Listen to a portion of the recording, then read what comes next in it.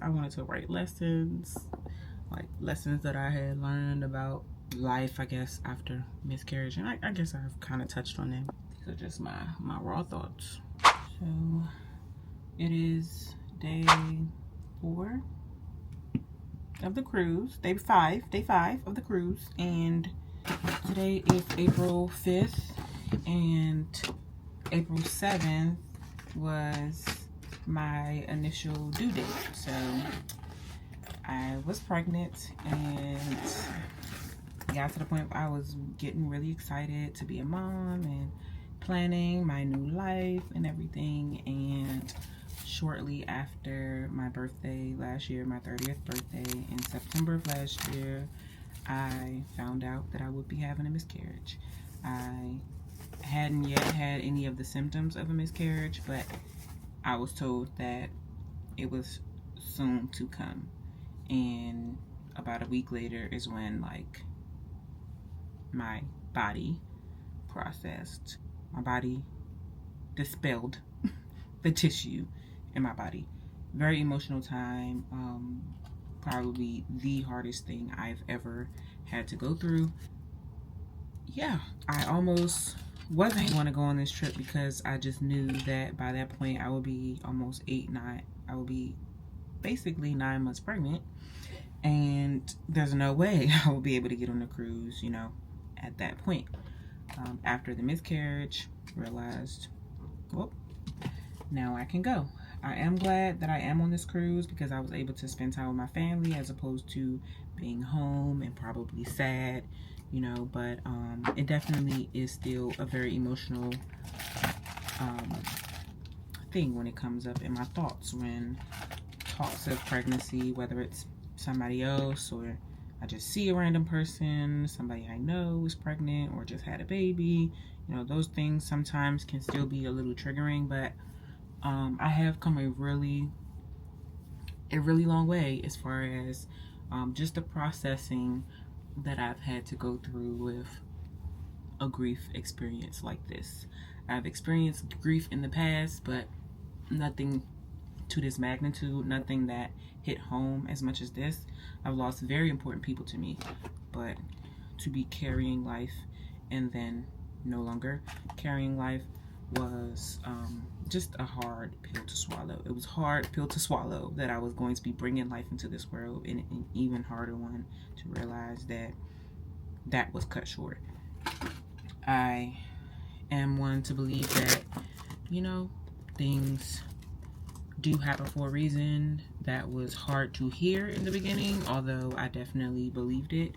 And now I'm still at a place where I really do believe it, and I think that it's only going to get clearer and clearer why that had to happen when it did. Not everything has to be super spiritual. I'm also realizing that, you know, some of it is just on a cellular level. It didn't happen. Maybe it was my body's way of preserving my life, you know, instead of bringing in a life into the world that would have either caused me health issues or permanent health issues for my baby. So those are things that I'm now able to voice, whereas in the beginning when I heard that, I didn't want to hear it. I am immensely grateful to even have had the experience of motherhood for the short amount of time that I've had. It has solidified in my mind that I absolutely would love to be a mother one day in the future, whereas before all of this happened, I didn't really think that I wanted to be. I couldn't really imagine myself as a mom. So now that I have experienced it and have begun to imagine myself accepting the role of motherhood, I know that I can do it. I know that it's something and some things that I have been doing for a while with my nephews, with the younger family members, exercising my maternal instinct for many years. And I am excited to one day have that experience for myself. And I do believe that that day will come. It's just not right now, and that's okay. I know other women who have also gone through the same thing, and I am glad to. I mean, it's unfortunate that they've also had to go through it, but it does make me feel a little less lonely to know that I'm not the only one who is dealing with the aftermath of something like this, you know, and that there are people who can relate to me even in the moments where I do feel lonely, or I feel alienated, or I feel like everybody's pregnant but me. You know, there are other women who have had similar situations or even worse situations, and you know, it's all a part of life. Grief, life, and death is a part of life. I was a little nervous about this trip, thinking that maybe I would continuously be triggered or just not in the best of moods. But I have been trying to make sure that I do have some time alone to just be in my thoughts like I love to be alone, to give myself the self-care that I need, whether it's coloring, whether it's sitting here and doing my makeup while my family is all over the boat. I have no idea where everybody is, but this is my time. And then I'm going to go to the pool in a little bit also. I just wanted to kind of do a little makeup, very slight, you know, just to feel a little cute when I sit by the pool and get a little frozen daiquiri.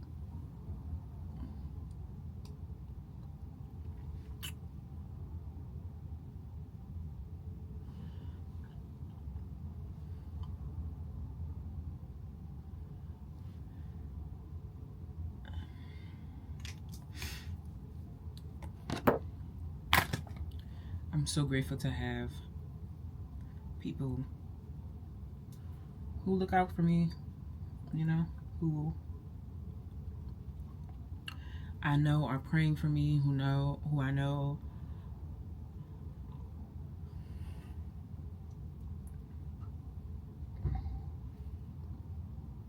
want the best for me,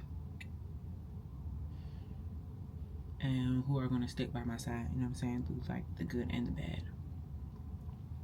Because I have a lot of good in my life, and I think that definitely attracts people. You get some tissue. You can't cry while you're putting on your makeup. I'm just grateful. Time is the only thing that will make this grieving process easier, and even still, I know that sometimes they're just really going to be hard. Sometimes I'm just going to cry, and that's just what it's going to be. Sometimes, most times, I'm just going to wonder, like, what if? What my life had been like right now as a 9-month pregnant year old woman, you know what I'm saying?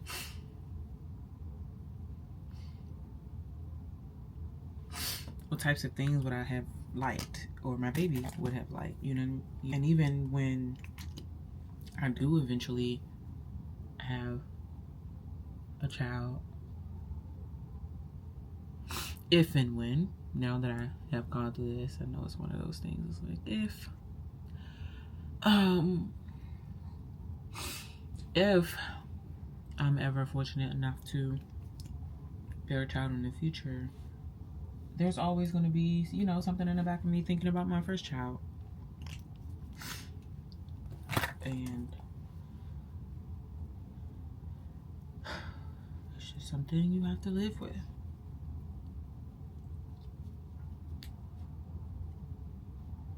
I am so thankful for therapy. It was a lot of days where the only thing that kept me sane, that kept me alive, literally, if we being transparent, was knowing that I had a therapy appointment coming up, and like, if I just, all I need to do is just make it until Monday. Just make it till Monday so you have someone to talk to.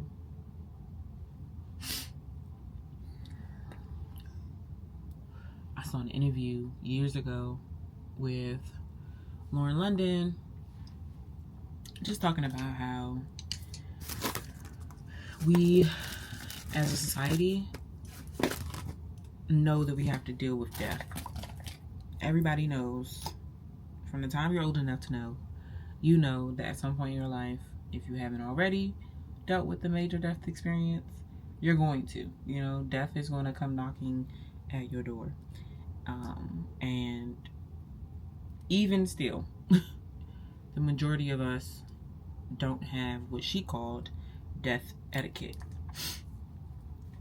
Many of us have no idea what to say to people who are grieving. We have no idea what we even need if we're grieving. So how do you then provide that support to another person unless they tell you explicitly what to do? And that was highlighted throughout this process. I think, especially when it's a death like this, you know, if I deal with the death of a friend, there are memories that I can hold on to. People, you know, will encourage you to hold on to memories, or you can be around other people who have also experienced that person. You know, and when my grandmother passed, it was very hard, but being around my family throughout that time made the process of grieving a lot easier. When it's a death like this, no one else experienced my baby but me. No one else went through the sickness and the all nights, you know, the hunger pains from not being able to eat but still being hungry.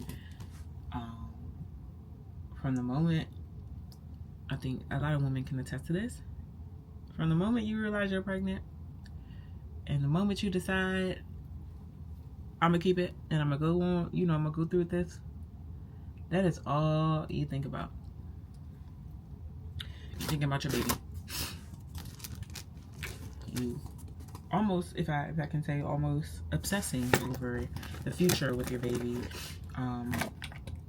You know, anticipating all the things, play dates, how the baby will get along with my nephews that I have already, and the other children in my family, and my parents having another grandchild. It's like all those things, it becomes your entire life. Pregnancy becomes your entire life. And then to have that just stop it's just not a pain that I would wish on anybody.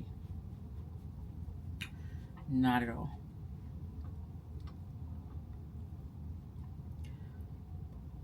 But as someone who has gone through it, who is 6 months on the other side of that traumatic experience, life does go on.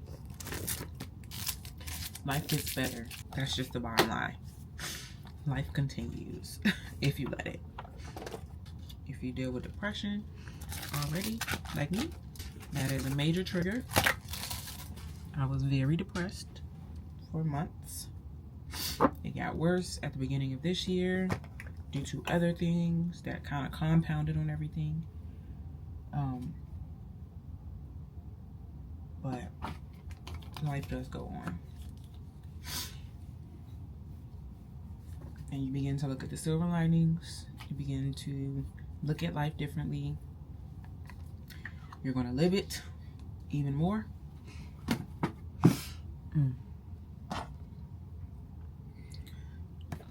Live it even more, because you never know what can happen. Unfortunately, it may have made me kind of like a little less excited about things up front, because I was already pretty like that. That's why I was surprised that it didn't really affect me in pregnancy. I wasn't even anticipating that anything like that could possibly happen. It just wasn't a thing in my mind. And so when it hit, it was very devastating. But now I'm almost going to expect the worst and then be happy with the best. I don't know if that's an unfortunate thing or not, but I do think that it's probably common. And hopefully one day that changes, but that's what it is right now, y'all. I was supposed to write these lessons. I wanted to write lessons, like lessons that I had learned about life, I guess, after miscarriage. And I guess I've kind of touched on it, but these are just my raw thoughts. If you are someone going through miscarriage right now, I really just want to encourage you to remember to care for yourself. And if that is very cliche, I know you may have already heard it, but I just cannot stress that part enough. Like, you have to remember what keeps you alive, what has motivated you in the past, because that can be something that completely rips all of the motivation out of your life, especially if it's the first time, especially if it's your first pregnancy, like it was for me. I felt like I had found my purpose in bringing life into this world, and then never got to fulfill that purpose. And I had, I guess, maybe lost myself a little bit in the pregnancy, because now everything was about my baby and my future. So coming out of that, I really had to remind myself, like, what keeps me alive? What makes me want to get out of bed every morning? You know, and it doesn't even have to be, oh, I need to be productive and I need to get this done and get back to my working life. No, rest as much as possible. I'm an entrepreneur, so taking off is hard anyway, and I took 2 weeks straight off. I could not do anything, and I didn't want to do anything. And after that 2 weeks, I felt great enough to, you know, physically well enough to go back to work. And then I ended up having some complications, and months later had another procedure due to that. But I rested, and when I felt well enough to go back to work, that's when I did. But rest, that's what I'm gonna say first. Rest.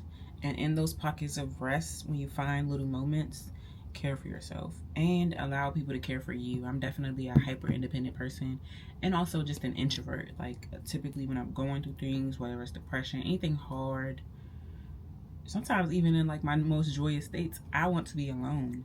But in a situation like that, you really have to allow people to love on you, because if you have a great support system, they're going to want to love on you, and sometimes they're not going to know how to. So you have to invite people in. You have to also tell people what they need. I remember not really talking to my family that much and asking everyone to give me space, and then randomly one day I woke up and said, I want to see my best friend. I texted her and said, are you free today? Let's just go do something. Don't really want to talk much, but I want to be out the house. She said yes, you know, and we went out, went to the farmer's market, shopped around a little bit, and I came home. And I didn't feel pressure to talk about everything. I didn't feel pressure to like work through things and vent and all of that, but I allowed her to love me in the way that I needed it at that time, and in a way that I knew that she could show up for me, you know? Other people may have been like down my neck, like, how are you? How have you been? You don't want to talk about it, but how are you? I just want to make sure, you know? Where she was like, I know she's good. She just needs some company, so I'm gonna give her that company. So let people love on you.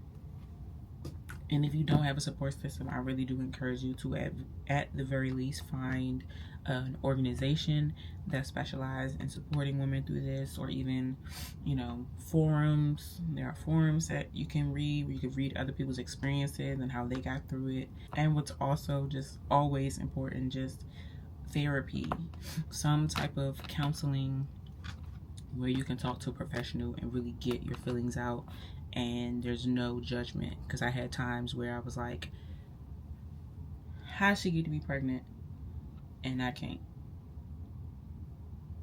And as guilty as I felt for having those thoughts, they were real, and my therapist was the one to remind me that those thoughts are real and valid, and that I can feel them, and also be happy for someone who's pregnant, but also feel like, damn, my life is a little bit more together than hers. How the hell I know I will be a better mom than she is. How? That's just a real feeling. And I'm not about to sit here and act like I ain't had those feelings. I 100% did. It was hard. Sometimes it still is. But I have definitely accepted the fact that it just wasn't my time. And for other people, it's their time right now. Yeah. And who knows what type of struggles or whatever I would have had to go through had that continued, you know? And I will never know what would have been on the other side of that. I will never know what my life would have been like that. But it's only my belief that whatever was on the end just wasn't for me right now. Here is very simple beat. I didn't even put foundation on. This is concealer. This is blush. I didn't put mascara on because I don't want that to drip all over my face, especially if I cry again. And did I spray? That's what I need to do. One size. We outside, so.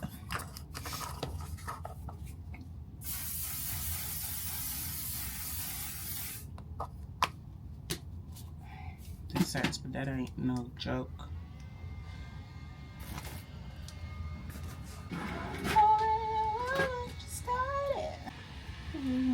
Waiting for you to make a move.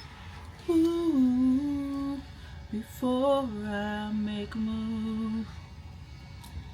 So baby, come back me up. A little less, less. Baby, that's how I want it. A little less conversation and a little more touch my body. 'Cause I'm so into you, into you, into you. Got everybody watching us. 'Cause I'm so into you, into you, into you. Let's see if we can find some questions real quick. On Pinterest, searching journal prompts for after miscarriage.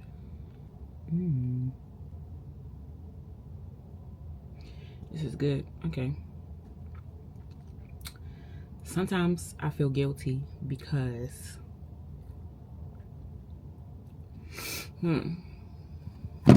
sometimes I feel guilty because it's a good one. I feel like I might have just talked about that.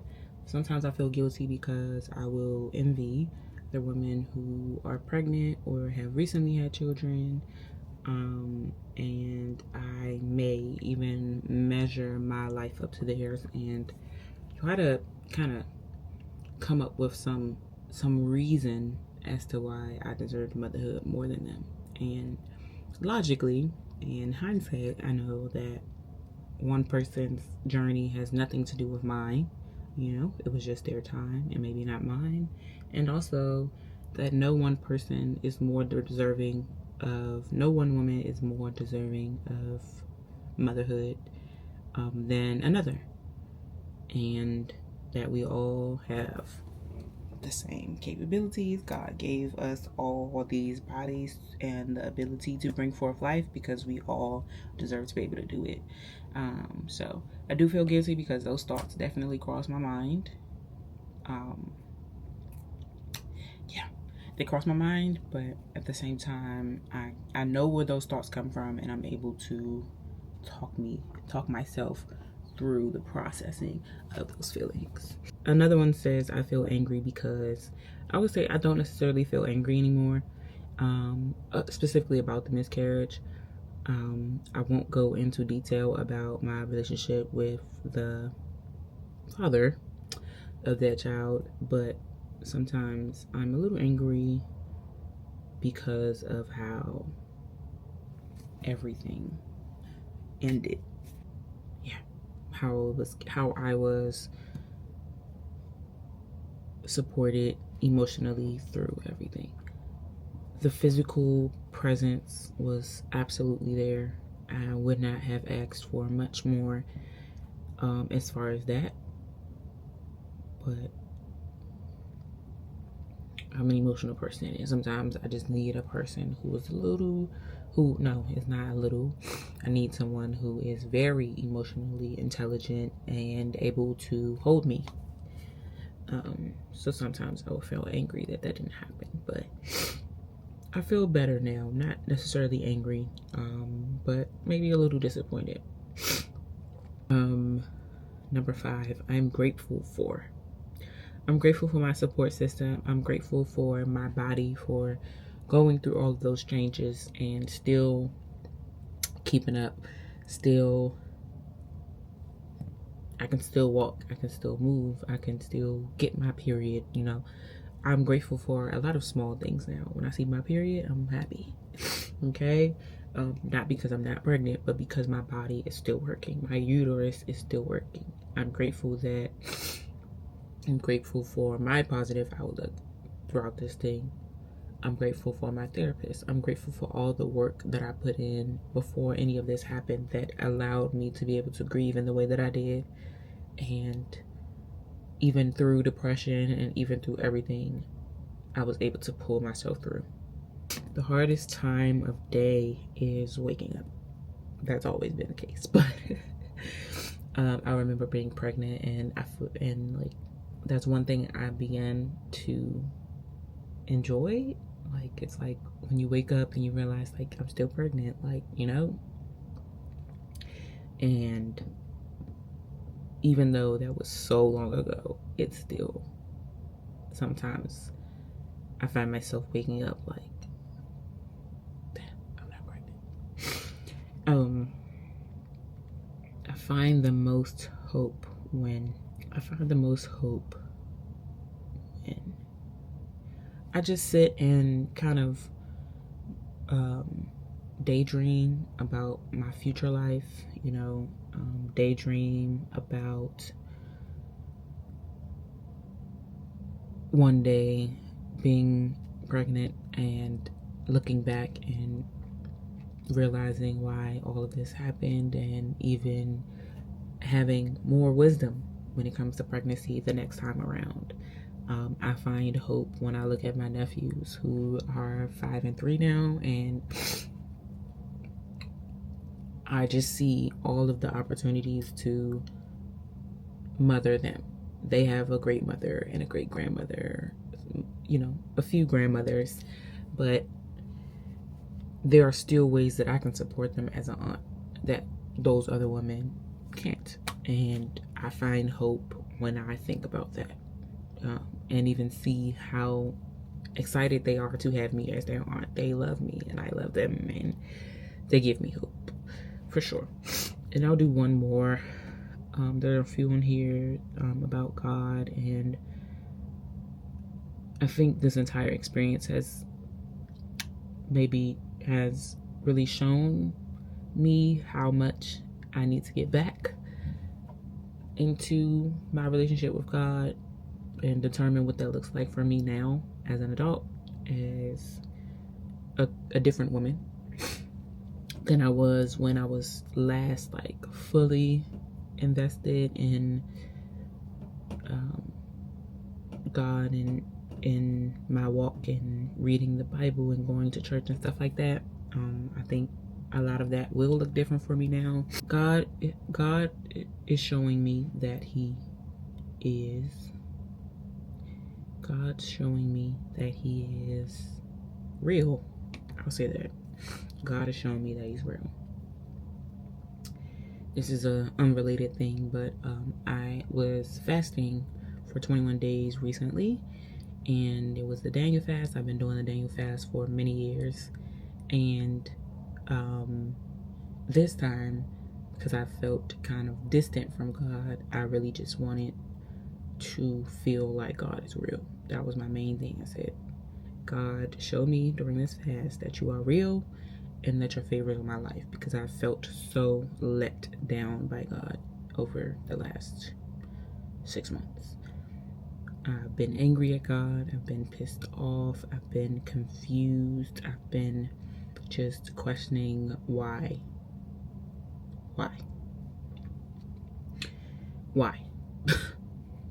of all the things that, why?